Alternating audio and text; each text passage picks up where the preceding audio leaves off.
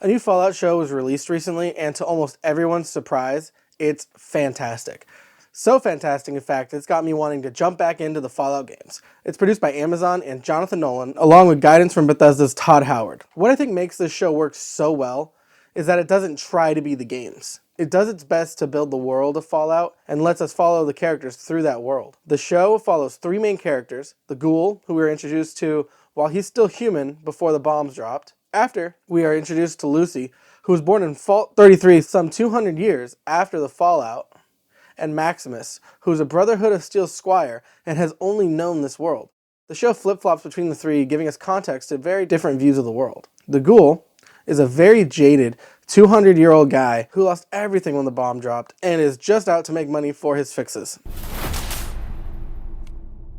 Well, now that is a very small drop in a very, very large bucket of drugs.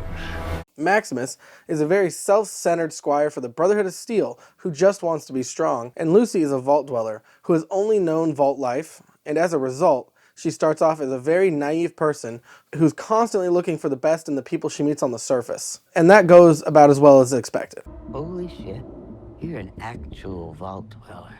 I am. I thought all you dipshits were dead. The show took me by surprise because it feels so authentically Fallout.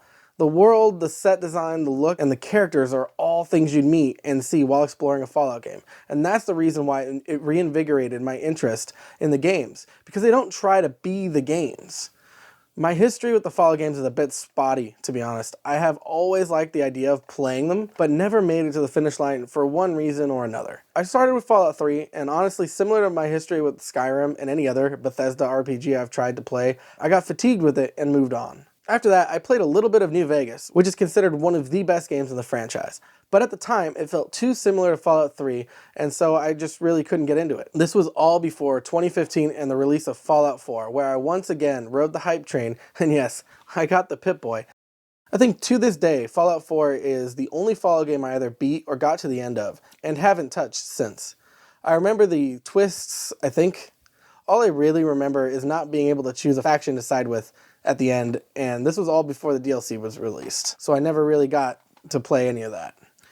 Now it's been close to 9 years since it originally launched, and with the next-gen update they released, I think I'm going to take a look at Fallout 4 first, and then probably New Vegas. I know 4 is easily the most contentious game in the series, well, second most contentious game in the series, mostly due to the changes to the dialogue options, but it's also the most easily accessible, and I was able to grab a bundle with all of the DLC for Fallout 4, as well as the base game and the anniversary edition of Skyrim for around $25 on PlayStation.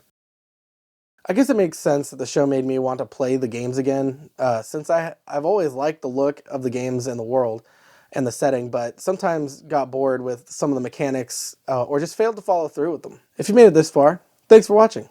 Let me know in the comments below how you feel about the Fallout TV show and if it's got you wanting to revisit the games too.